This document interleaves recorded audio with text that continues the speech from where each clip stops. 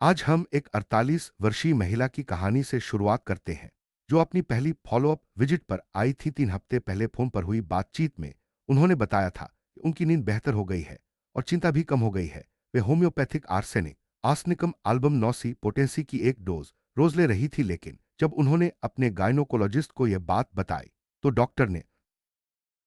Gynaecologist ने महिला को डांटा और कहा कि आर्सेनिक किसी भी मात्रा में जहर है और लिवर कभी भी पुनर्जीवित नहीं होता। उन्होंने महिला को तुरंत दवा बंद करने का आदेश दिया। जब महिला घर लौटी तो उनके पति ने भी यही सलाह दी कि वे होम्योपैथिक दवा लेना बंद कर दे जब तक वे अपने होम्योपैथ से बात न कर ले। महिला ने पिछले 2 हफ्तों से दवा लेना बंद कर दिया। शायद गायनोकोलॉजिस्ट ने महिला की भलाई के लिए ऐसा कहा, लेकिन यह भी दर्शाता है कि कई बार डॉक्टरों को होम्योपैथी के बारे में सही जानकारी नहीं होती। असलियत यह है कि कोई भी प्रिस्क्रिप्शन या ओवर द काउंटर दवा इतनी सुरक्षित नहीं होती जितनी कि यह 9C पोटेंसी वाली होम्योपैथिक दवा। होम्योपैथी की सबसे बड़ी खोज यही है कि सूक्ष्म मात्रा में दी गई दवाएं यदि सही तरीके से बनाई जाए तो शरीर में प्रतिक्रिया उत्पन्न कर सकती हैं। यह प्रक्रिया सीरियल डिल्यूशन कहलाती है, जिसमें हर बार दवा को पतला किया जाता है। जितनी बार डिल्यूशन होता है, दवा उतनी ही सूक्ष्म होती जाती है। होम्योपैथिक दवाएं सीरियल डिल्यूशन की प्रक्रिया से बनती हैं। जितनी बार दवा को पतला किया जाता है, उसकी शक्ति बढ़ती जाती है। उच्च पोटेंसी का मतलब है दवा को कई बार पतला किया गया है। इस प्रक्रिया को समझने के लिए आपको यह जानना जरूरी है कि हर डिल्यूशन के बाद दवा को अच्छी तरह हिलाया जाता है, जिससे उसकी होम्योपैथिक शक्ति बनी रहती है। रसायन विज्ञान में एक अवधारणा है, एवोगाद्रो नंबर। यह बताता है कि किसी भी पदार्थ के 1 ग्राम मोल में कितने कण होते हैं। जब डिल्यूशन की प्रक्रिया में यह नंबर पार हो जाता है तो सांख्यिकीय रूप से उस दवा में मूल पदार्थ का कोई अणु नहीं बचता। यह आमतौर पर 12C पोटेंसी के बाद होता है। 12C पोटेंसी के बाद दवा में मूल पदार्थ के कोई अणु नहीं बचते। इसके बावजूद होम्योपैथ्स इससे भी अधिक पोटेंसी की दवाएं सफलतापूर्वक इस्तेमाल करते हैं। इसका मतलब है कि डिल्यूशन के दौरान कोई विशेष गुण द्रव में स्थानांतरित हो जाता है, जो शरीर में प्रतिक्रिया उत्पन्न करता है।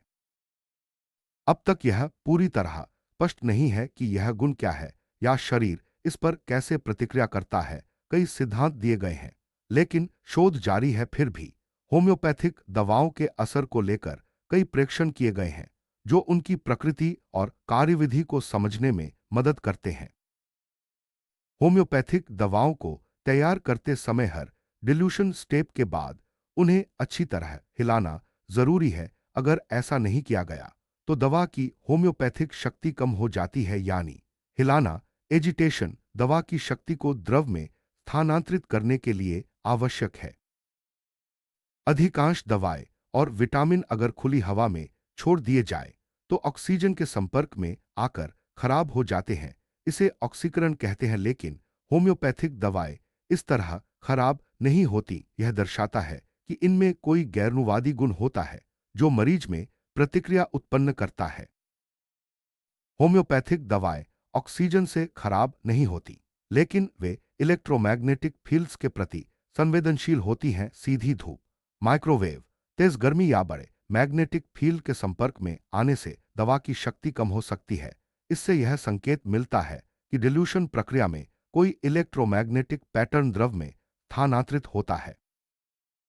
अब तक यह पूरी तरह स्पष्ट नहीं है कि यह ऊर्जा या गुण क्या है या जीवित शरीर इस पर कैसे प्रतिक्रिया करता है। कई सिद्धांत दिए गए हैं और शोध जारी है, लेकिन यह रहस्य दवाओं की उपयोगिता या असर को कम नहीं करता। इतिहास में कई बार ऐसा हुआ है कि किसी चीज के असर को पहले देखा गया और उसकी वजह बाद में समझ आई। जैसे नाविक सैकड़ों साल पहले स्कर्वी के इलाज के लिए ताजे फल खाते थे, जबकि विटामिन सी की खोज बाद में हुई। इसी तरह कई दवाओं की कार्यविधि आज भी पूरी तरह ज्ञात नहीं है। होम्योपैथी किसी भी ज्ञात रसायन, जीव विज्ञान या भौतिकी के नियमों का उल्लंघन नहीं करती। कई बार आलोचक यह कहते हैं कि होम्योपैथी विज्ञान के खिलाफ है, लेकिन यह धारणा गलत है। होम्योपैथी एक वैज्ञानिक चिकित्सा पद्धति है जो दोहराए जा सकने वाले डेटा और क्लिनिकल अनुभव पर आधारित है। विज्ञान में हमेशा एक प्रवृत्ति रही है कि नई खोजों को पुराने विचारों के खिलाफ मानकर नकार दिया जाता है। इसी सोच को फ्लैट अर्थ मानसिकता कहा गया है, जो वैज्ञानिक प्रगति में बाधा बनती है। होम्योपैथी भी इसी मानसिकता का शिकार रही है। कई बार डॉक्टर या जहर नियंत्रण केंद्र यह मान लेते हैं कि होम्योपैथिक दवा भी जहरीली हो सकती है, क्योंकि उसमें मूल पदार्थ कभी जहरीला था, लेकिन डिल्यूशन के बाद दवा में मूल पदार्थ के अणु नहीं बचते, इसलिए वह जहरीली नहीं होती। एक बार एक 3 साल के बच्चे ने होम्योपैथिक पल्सतिल तीसी की पूरी बोतल खा ली। जहर नियंत्रण केंद्र ने कहा कि इसमें विषैले एल्कलॉइड्स होते हैं, इसलिए डॉक्टर ने बच्चे का पेट साफ करवा दिया, लेकिन असल में इतनी सूक्ष्म मात्रा में कोई जहर नहीं था और बच्चा ठीक ठाक था। नेचुरोपैथ डॉक्टर ने आपातकालीन डॉक्टर को समझाने की कोशिश की कि होम्योपैथिक दवाएं इतनी सूक्ष्म होती हैं कि उनमें जहर की संभावना नहीं होती, लेकिन डॉक्टर को यह समझाना आसान नहीं था, क्योंकि उनके पास होम्योपैथी की पृष्ठभूमि या रुचि नहीं थी। अगर दवा में कोई अणु नहीं बचता तो वह असर कैसे करती है, यह सवाल अक्सर उठता है। लेकिन होम्योपैथी मानती है कि सूक्ष्म मात्रा में भी अगर दवा सही तरीके से तैयार की गई हो तो वह शरीर में प्रतिक्रिया उत्पन्न कर सकती है। आज के होम्योपैथ्स मानते हैं कि होम्योपैथी एक मूल जैविक सिद्धांत है, यानी जीवित प्राणी सही तरीके से तैयार की गई और सही दवा पर प्रतिक्रिया करते हैं। अगर इलाज से फायदा नहीं होता तो इसका मतलब सिद्धांत गलत नहीं, बल्कि उसका अनुप्रयोग सही नहीं हुआ।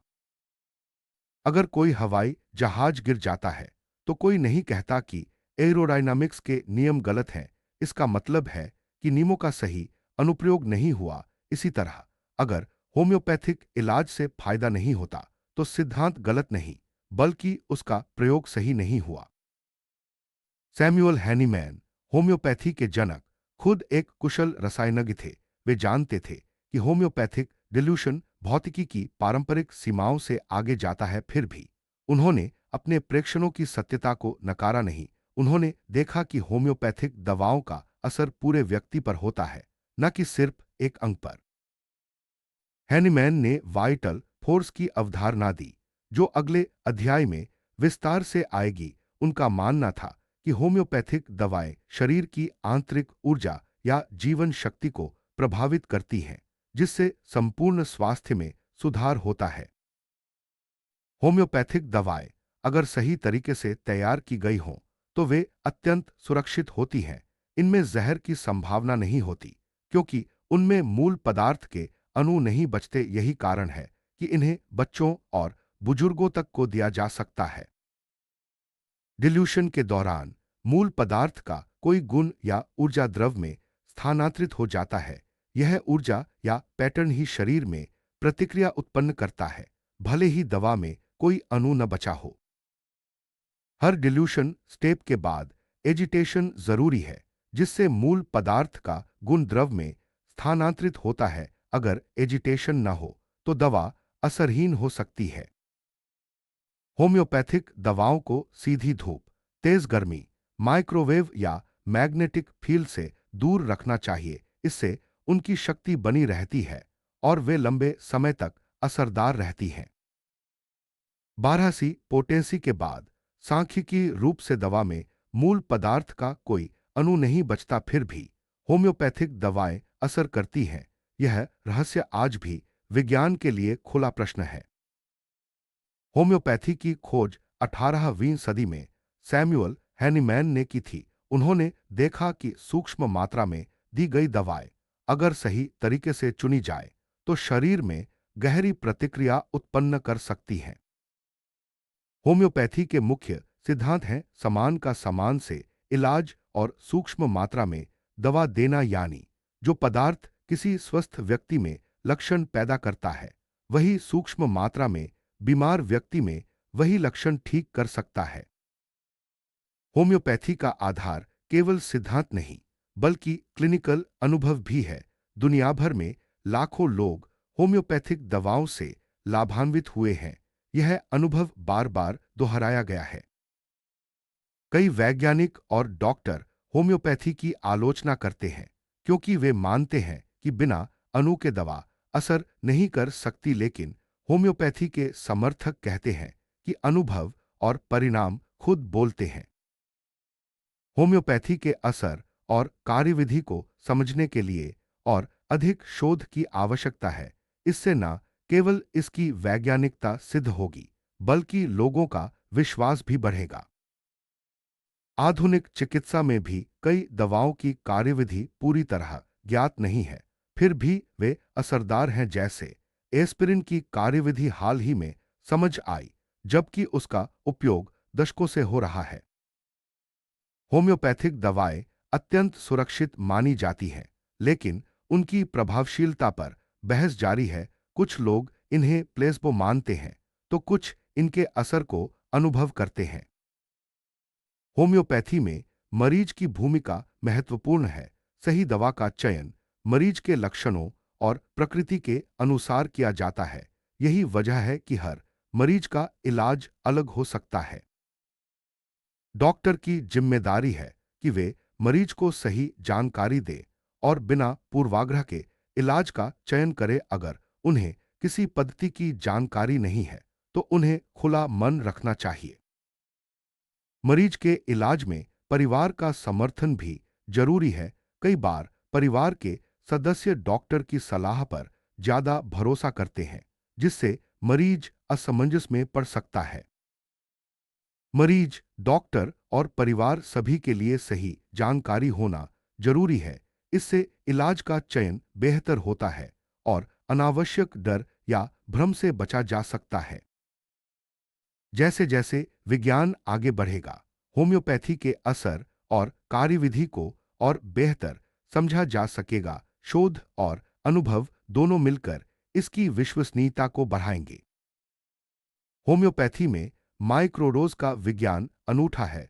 सूक्ष्म मात्रा में दी गई दवा अगर सही तरीके से चुनी जाए, तो शरीर में गहरी प्रतिक्रिया उत्पन्न कर सकती है। यह विज्ञान और अनुभव का मेल है। होम्योपैथिक दवाओं की सबसे बड़ी खूबी है सुरक्षा। सही तरीके से तैयार की गई दवाएं बच्चों, बुजुर्गों और कमजोर मरीजों के लिए भी सुरक्षित हैं। हालांकि होम्योपैथी की प्रभावशीलता पर बहस जारी है, लेकिन लाखों मरीजों के अनुभव इसे समर्थन देते हैं। विज्ञान का काम है इन अनुभवों की जांच करना और सच्चाई तक पहुंचना। आखिरकार मरीज की संतुष्टि सबसे महत्वपूर्ण है। अगर मरीज को राहत मिलती है और कोई साइड इफेक्ट नहीं है, तो यह चिकित्सा पद्धति का सबसे बड़ा प्रमाण है। होम्योपैथी एक सुरक्षित, सूक्ष्म और अनुभव आधारित चिकित्सा पद्धति है। विज्ञान को चाहिए कि वह इसके असर और कार्यविधि को और गहराई से समझे। मरीज, डॉक्टर और परिवार सभी को सही जानकारी के साथ मिलकर इलाज का चयन करना चाहिए।